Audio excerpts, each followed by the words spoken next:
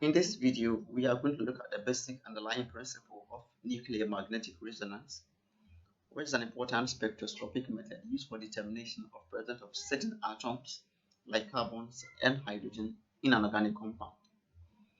NMR spectroscopy uses an electromagnetic radiation called radio frequency to generate a nuclear magnetic resonance which can be detected to help determine the position of this hydrogen, carbon, or the number of these atoms in an organic compound.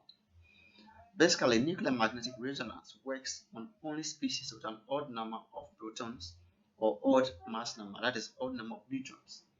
Example of such atomic species include carbon-13. You can have hydrogen, that is the protium hydrogen. You can have nitrogen-15. You can have fluorine-19. All these atomic species have odd number of either protons or neutrons in their nucleus. For that matter, it makes them possible to be determined using a nuclear magnetic resonance. For instance, when you take a carbon-13, carbon has a proton number of 6. So with 13, the neutron number here is going to be 7.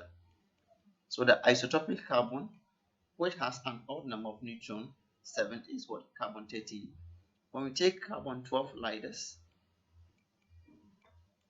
it has a proton number of 6 and a neutron number of 6. So it doesn't make it possible to be determined using the nuclear magnetic resonance.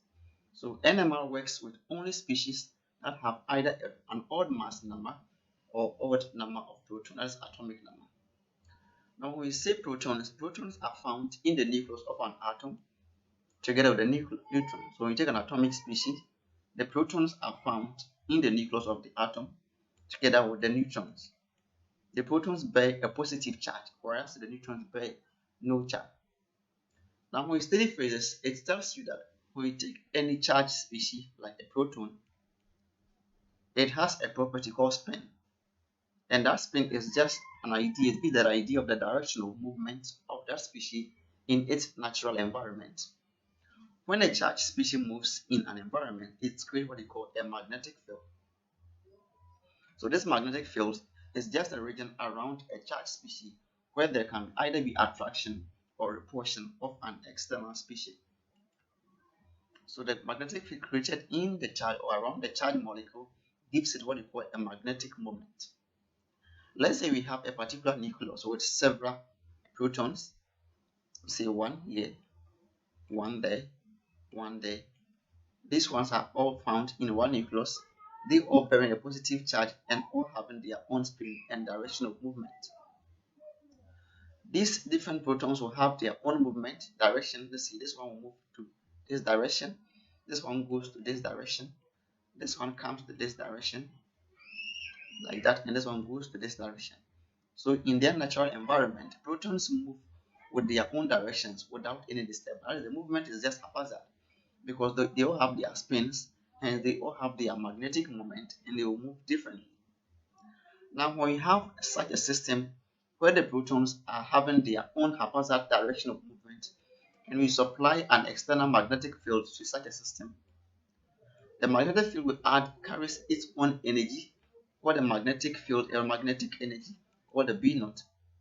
That is the strength of the magnetic field that has a direction.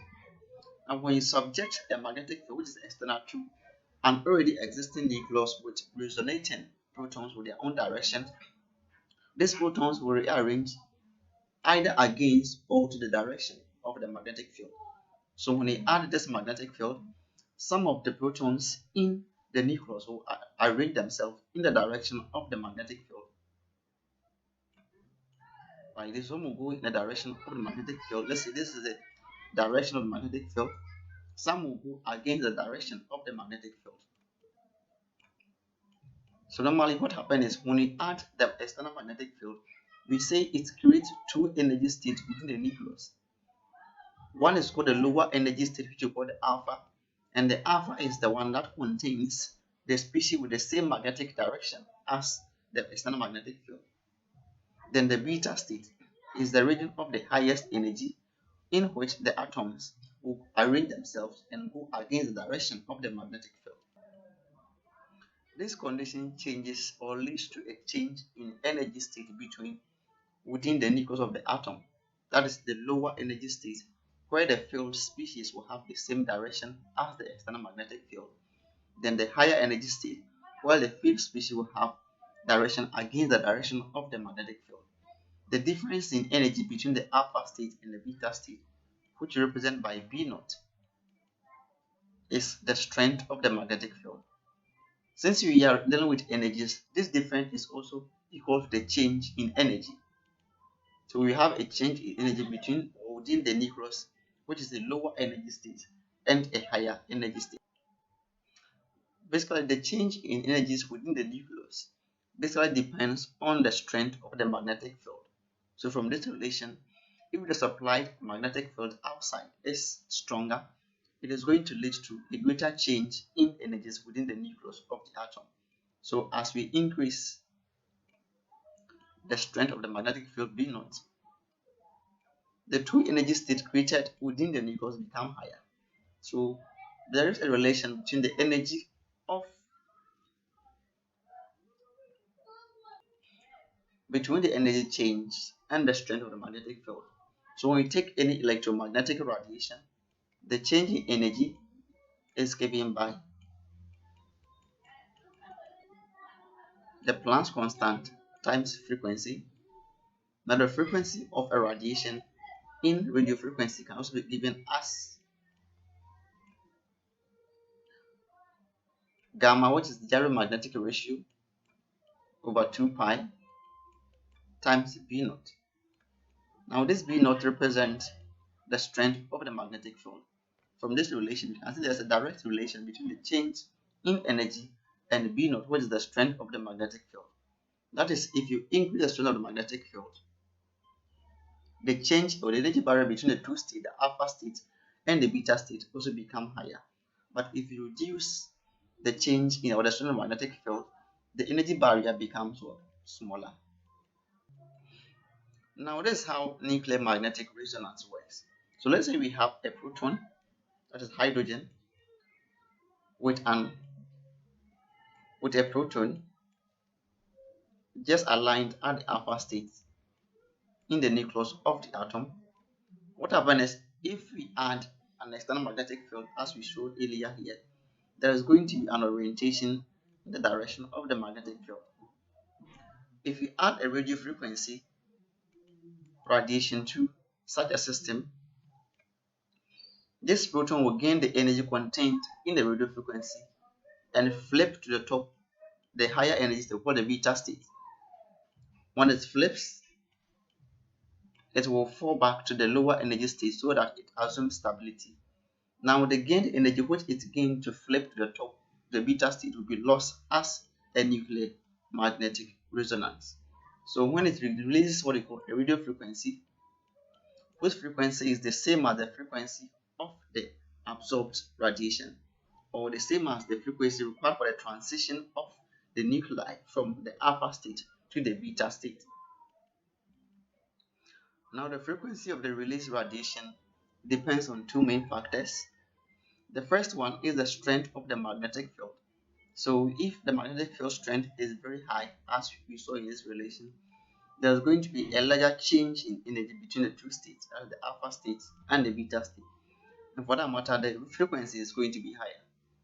It all depends on the chemical environment or the electronic environment of the nuclei under study. So if it has an environment where there can be a repulsion against the external magnetic field, of course, we expect the release radio frequency to be smaller. Now let's see the spectrum that a nuclear magnetic resonance displays. NMR spectrum displays the intensity of the released radio frequency on the x-axis against the frequency or the chemical shifts of the radiation. Now the intensity here, which is I in NMR, just represent the number of the contributing protons or nuclei that contribute to a particular signal in NMR, while the chemical shift is the resonance strength, which depends on one, the chemical environment, and the strength of the magnetic field. Now the last frequency is normally the solvent that we carry the analysis in. The solvent is called a TMS, which is a tetramethyl that has a low frequency because it is highly shielded by electrons. So the release frequency or radio frequency after the flip-flopping is going to be smaller. Now when we take the x-axis, the right side, this side here, is the region of lower frequency, and the left side here is the region of higher frequency. The left side here is called the downfield. So when I take any two signals within, let's say, an NMR spectrum, the left of one signal is called a downfield. Then the up here is called the upfield. So the upfield signals are of lower frequency. The downfield signals are of higher frequency. Basically, the downfield signals are the signals that contains or whose protons or nuclei we say it is deshielded. So the shielded nuclei we are going to explain in the next few minutes display signals at the downfield, whereas shielded nuclei display signal at outfield. The highest frequency signal is the TMS, as we said earlier. That is the solvent that we carry our analysis in. It will have the highest shielding effect. Hence, it will have the highest or the lowest frequency. Now, let's understand the principle of shielding and deshielding. Let's see how they can display signals in an NMR spectrum. Now, let's say we have two nuclei. There's one nuclei with protons in there. This is a second nuclei with also protons in there. All these protons have their own momentum, that is, they have their own magnetic moment. This nuclei have around its shells, and this one has around its shell. Let's say this nuclei has electrons around it, and this one has no electron around it. So here we can have two different magnetic fields in the system, the one created by the protons and the one created by the electrons in the shell. When we have here, there is no electron in this shell, so there's not going to be any magnetic field produced by electron. The magnetic field produced by electrons within an atom is called an induced magnetic field. Induced magnetic field. So aside the external magnetic field, the electrons around the nuclei can also create its own magnetic field, which can cause induction. So of course, this proton will have its own haphazard movement within the nucleus. Let's say we have these two scenarios and we supply an external magnetic field to each of these, each of which is having its own magnetic field strength, B naught, B naught. Now for this instance, because the electrons around the shell can create its own induced magnetic field, it can cause a repulsion to the external magnetic field here. So here we say the electrons in the shell can shield the magnetic field that is coming from the outside. But with such a naked species, there is no shielding. So we call such a system a shielded nuclei.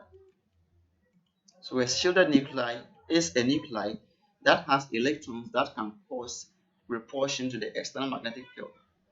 Now a system like this, which have no electrons around it, is called a deshielded nuclei.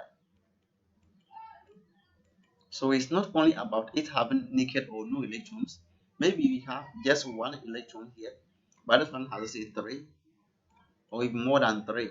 So if you have three electrons around the shells of this atom can cause more shielding to the external magnetic field as compared to this. For that matter, the frequency which will be released from this is going to be less, because when the electrons shield the external magnetic field, it is going to create a short change in energy state, that is the alpha and the beta. When there is high shielding effect, the change in energy becomes what? Very small. It becomes very small, so the release frequency after the flip-flopping mechanism is going to be very less. If we have a system with less or no electrons that can cause shielding, the change in energy is going to be very wider. as compared to the one with the shielding effect. For that matter, the release frequency is going to be very higher. So for a dishielded nuclide, that is the one with less electron density, it will have a higher frequency. And for a shielded nuclide, it will have a lower frequency. Let's see how we can bring this idea to the NMR spectrum. So from here, the shielded nuclide will have a higher frequency, the shielded nuclide will have a lower frequency. That means if I have the same atom with two different protons or nuclei within the same molecule, all having different environment, hence will allow different magnetic strength to enter or cause the separation of the nuclei state. They are all going to display different resonance flip-flopping. Hence, the one which is dishielded will display a signal in the NMR spectrum at what? The downfield. Then the one which is shielded will display an NMR spectrum at the upfield. So the TMS is a highly shielded solvent.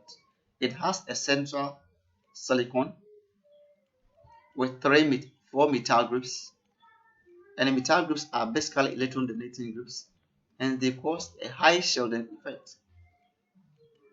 Since they have a high shielding effect, it allows the TMS to display a signal at upfield. But at such a system, in our case where we have just no shielding or less shielding, the signal will be displayed at downfield because they are going to release a higher resonance frequency. As we said earlier, when we take an NMR spectrum, this side has a higher frequency, then this side has a lower frequency. So here, the region of downfield, where we have a deshielded nuclei displaying a signal, have a higher frequency than the region of upfield, where we have a shielded nuclei having a signal, will have a lower frequency. So let's take a typical example and see how different compounds or different protons will display a signal in an NMR spectrum. Let's say we have such a compound. Let's say I have COH, then I have a hydrogen here, a hydrogen here, then a hydrogen here. That is a methanol. You want to display a proton NMR for such a compound. This nuclei, the protons 1, 2, 3, these three nuclei will display a signal at the same chemical environment because their distance from the electronegative oxygen is the same. Hence, they are going to display one signal. That is, they are going to have the same resonance. When I take this hydrogen, the electron pulled by induction from this oxygen is the same as the distance from here to this oxygen, and the same as the distance from here to this oxygen. For that matter, the net electron density around the nucleus of these three hydrogens, 1, 2, 3, is going to be the same, but the one which is closer to the oxygen, this one is going to be less. Because this hydrogen is close to this oxygen, the electron density becomes very less. Hence, it is going to be more deshielded. So this hydrogen is the most deshielded or the more deshielded hydrogen in this species. Then these three hydrogens become the more shielded. They are more shielded because they are distant from the electronegative oxygen. Hence, they will tend to have a higher electron density than this hydrogen. So if I were to display a signal for such a system, that is a methanol, the three hydrogens will all contribute to one signal. Then this hydrogen will just have one signal.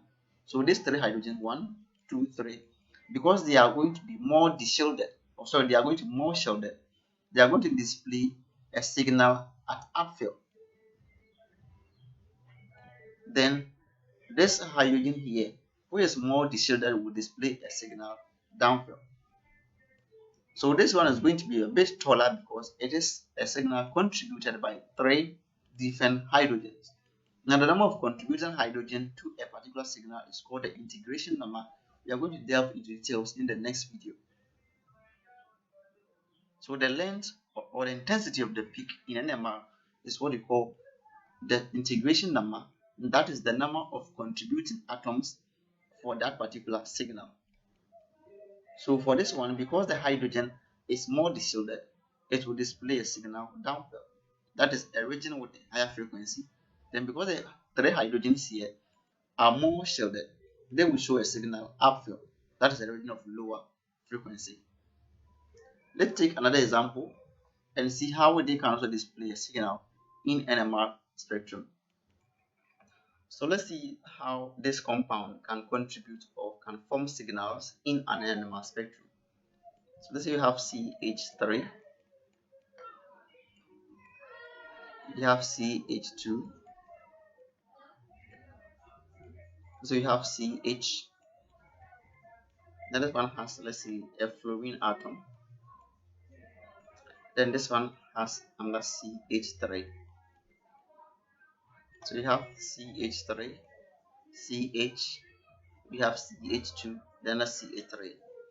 If you want to display a proton NMR for this compound, how is it going to be? Now, the most important thing to take note is that if you are more shielded, you are going to display a spectrum upfield. If you are more deshielded, you are going to show a spectrum downfield. So let's say we have your spectrum, NMR spectrum. Of course, this side is the region of lower frequency, higher frequency. Then this one is the region of lower frequency. The lower frequency is where you have the TMS, which is our solvent, tetramethylsilane.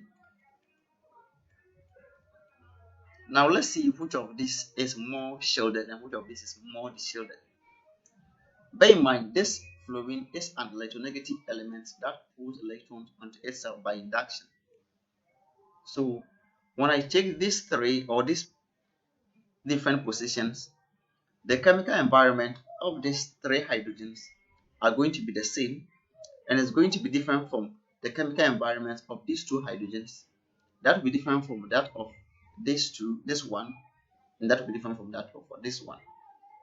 So when I take these four different positions, what will happen is that this hydrogen, because it's closer to the more electronegative element, this hydrogen is going to be more deshielded. That is, it is going to have the lowest electron density. For that matter, this hydrogen will display a spectrum at downfield. So we have a spectrum or a signal for this hydrogen at the most downfield here. This is so because this hydrogen is the most deshielded among these. This fluorine here pulls electrons onto itself downward. This. Now let's consider this terminal three hydrogens and these three hydrogens. Which of them is more deshielded? Which of them is more deshielded? So we say these two hydrogens and these three hydrogens have the same distance from the fluorine. Alright, these two and these three have the same distance from the fluorine. So we expect them to have the same shielding effect. But this carbon has also an electron donating group, which is at the terminal. So this CH3 can donate electrons also onto this system, this region.